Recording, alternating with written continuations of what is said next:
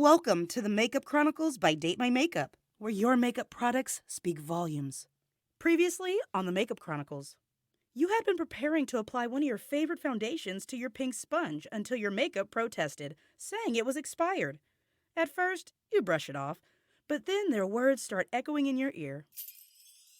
Hey sis, adding water will change my perfectly formulated foundation, even though I'm over 18 months old. Madam, she's lumpy because she's past the expiration date. Just a friendly reminder to renew. Interior, bathroom. You stare into the mirror to take a sip of your blonde, dewy coffee mug, gorgeous, just like you, pink sponge in hand, reflecting.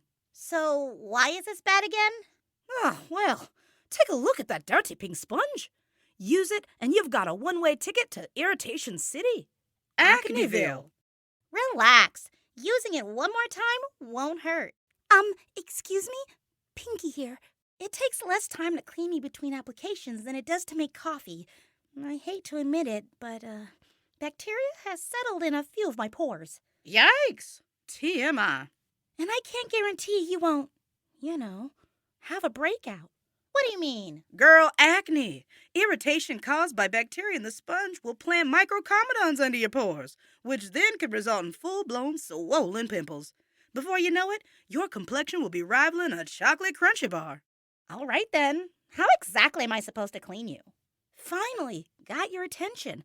I'm glad you asked. Thanks for joining us on our latest episode. What's the best way to clean your makeup sponges? Head over to datemymakeup.com to find out and click on Makeup Chronicles. See you in the next one. Oh, and safe beauty to you.